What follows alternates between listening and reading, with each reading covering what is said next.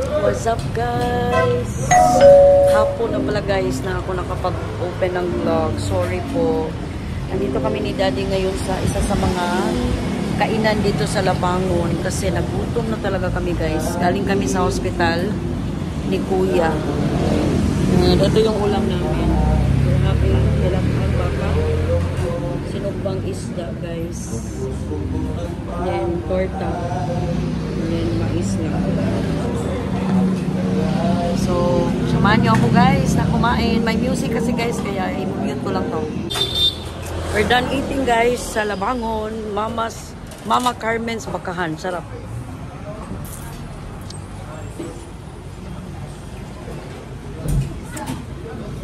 So, kain na ako. Balik na kami sa hospital. Kasi si Papay guys, umuwi na. Nag-empake na siya guys kasi tomorrow na yung alis niya.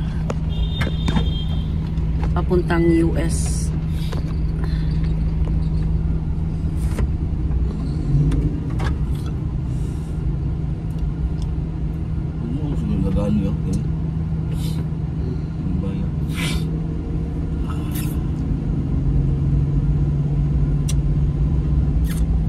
Ang total na nabayaran ko guys sa aming dalawa, we had sinugbang isda, nilatang baboy, baka 200 plus. Tulong gutukan ko no? 3 ka rice. So mura lang.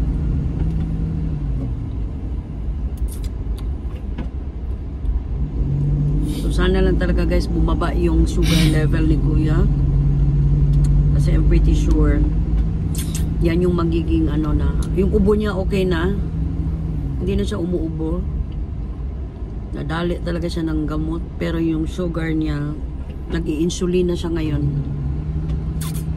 Ay, nako. So, kailangan na talaga namin guys na mag-careful sa aming food intake. Kasi, both sides ko ba ya guys, my mommy and my papa were both diabetics.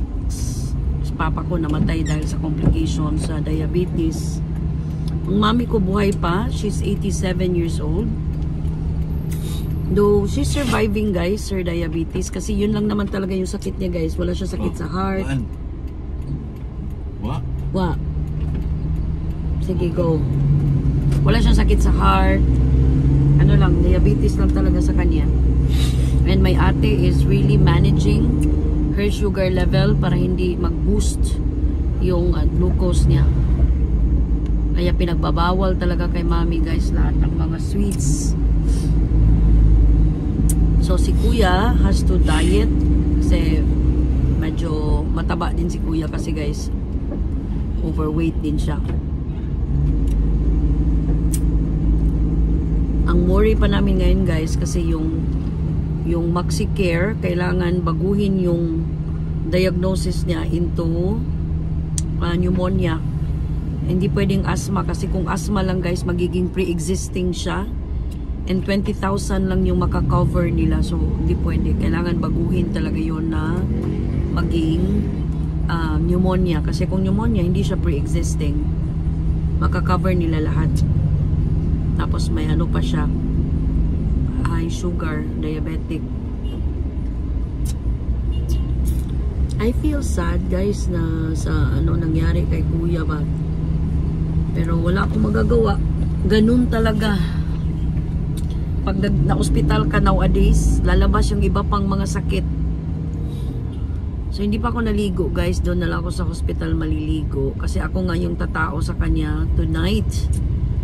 Kasi nga umuwi na si Papay and bukas ng alas 3 yung alis nila. Kailangan by alas 3 andun na sila sa airport. Pero alas 7 pa actually guys yung trip nila, yung biyahe nila. So nagpe-pray lang talaga ako guys na sana tawag nun, kalabas kami ASAP or kaagad. Tapos doon na lang sa bahay yung medications ni Kuya.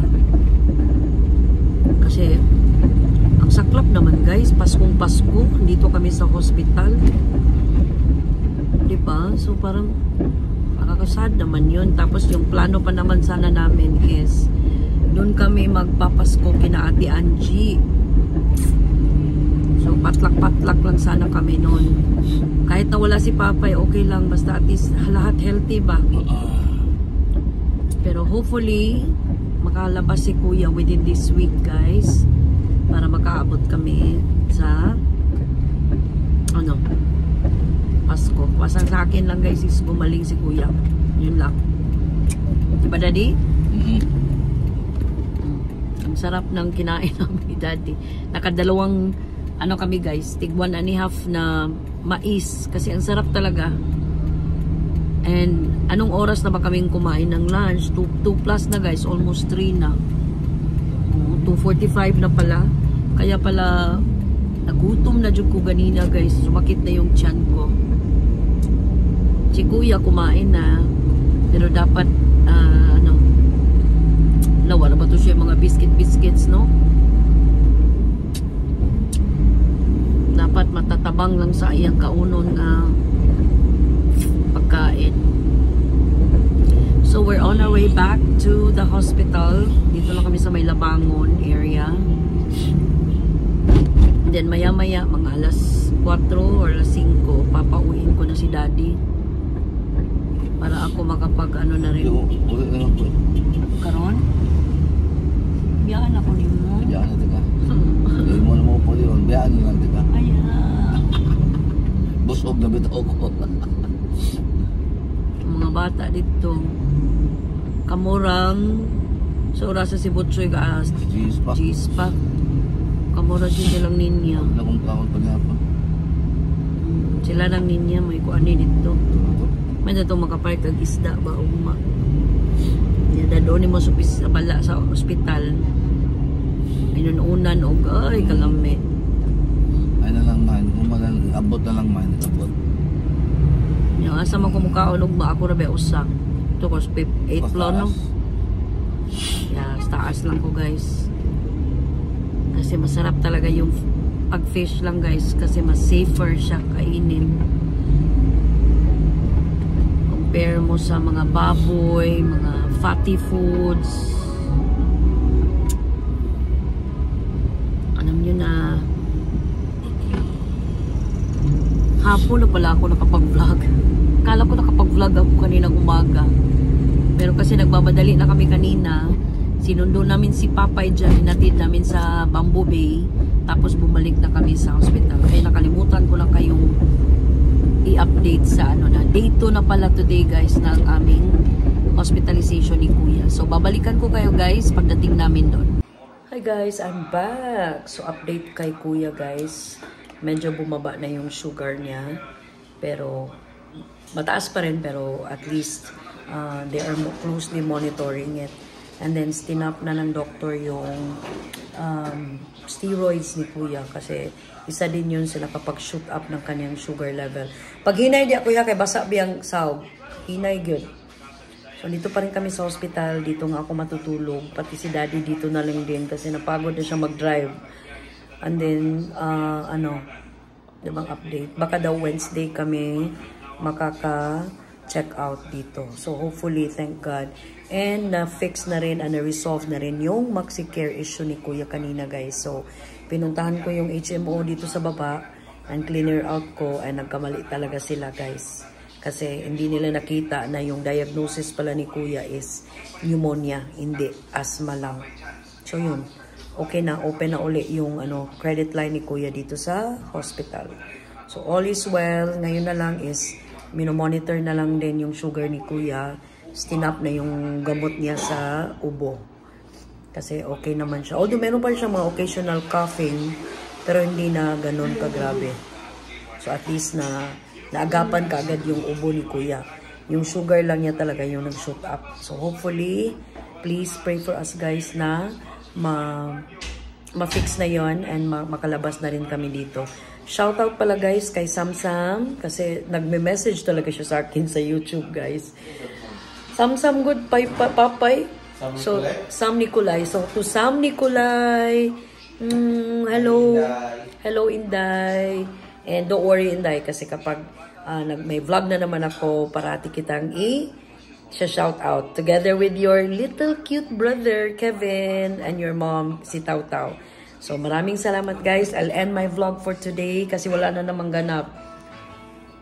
Busog na kami ni Daddy, so dito lang kami. Pero lalabas siguro kami mamaya para bumili ng kung ano man yung, kung magutom na naman kami guys. Kasi itong si Kuya, nagkikrave sana ng unsa to dad? Unsa to yung mag-crave na?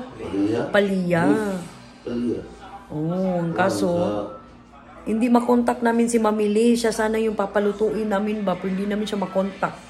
So, baka sa next na lang. So, tomorrow ulit guys, mag-vlog ako for day 3 namin dito sa, day 3 ni Kuya dito sa hospital. Pero sa ako, day 1 ko pa dito sa hospital. So, naligo na pala ako guys and all. Ayan, okay na lahat. So, ingat kayo parati guys ha, kasi ang mga diabetes ay nasa tabi-tabi lang. Babush!